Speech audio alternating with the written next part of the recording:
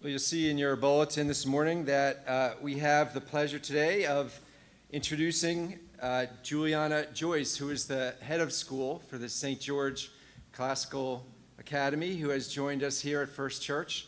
They have been working all week for the last, 2 or 3 months here, getting the second floor ready and working hard from painting to laying rugs down to just organizing and doing so much. So we really appreciate them. They are a pleasure to work with.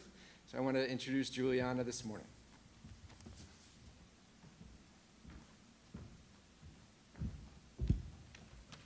Thank you, Pastor Matt. It's a pleasure to be here today. Thank you for welcoming me.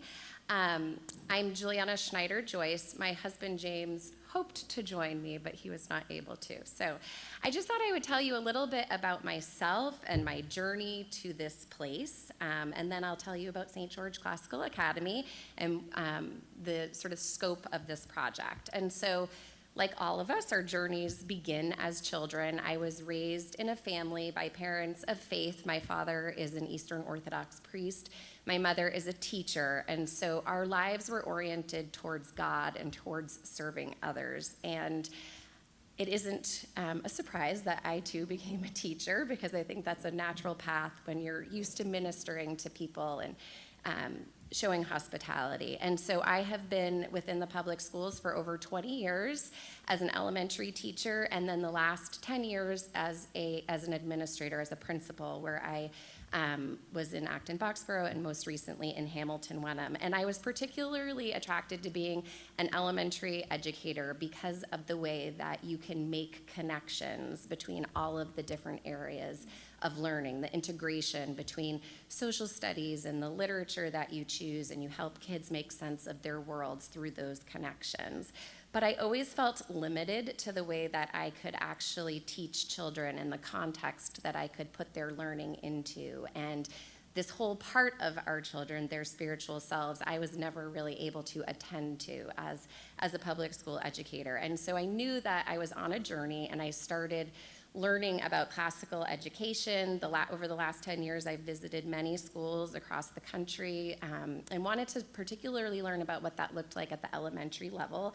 At the upper levels, it seemed obvious, the great books and all of these sort of philosophy and theology and things, but at the elementary level, it felt more like a mystery. And so I then enrolled in a program through what's called the Circe Institute, and I'm just finishing a 3-year program to become a classical educator. Fortunately, I will also draw upon my many years of teaching experience within the public schools. And so what I've come to learn about classical education is that there is an acceptance that there's truth, and truth is knowable, and that we can teach children the tools in order to seek truth in their own lives. Classical education is about believing that there's meaning in all things. It's about inquiry and discovery and problem solving. It's about the beauty of the natural world, the created world, and bringing that into their lives in an authentic, integrated way. It's about virtue and modeling that for our children so that they act and think in accordance with one another. It's about leadership, and that we need to teach our children to think well, to ask questions, to ask what it means to be human. We need to then teach them how to write well and form their thoughts in such a way that they can articulate those to their communities so that they can lead as Christians who are moral and living a good life. And they can influence their communities and bring harmony to those around them through Christ and through their own gifts that they have been given.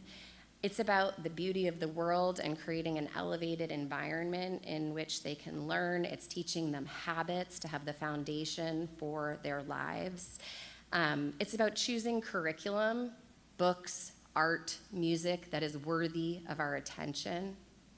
And so bringing these things together, we have developed a curriculum for St. George Classical Academy.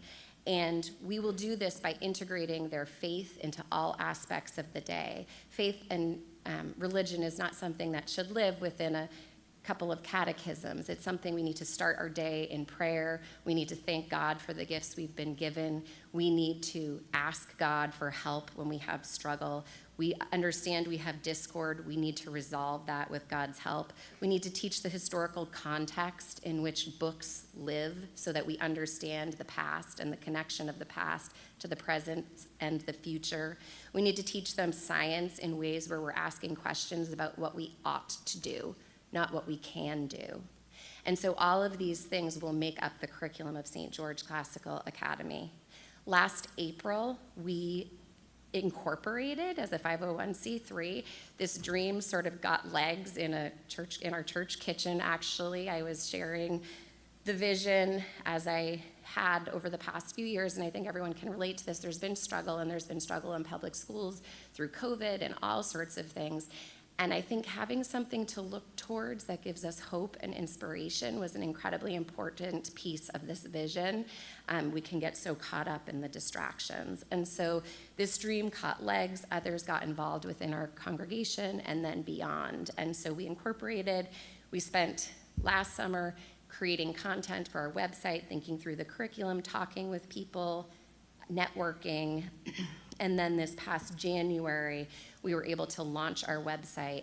I made it public to my school district that I would be resigning at the end of the year, and we had our first parent information session in a library. And so we had a few of them, but the big burning question was, where was this school going to be?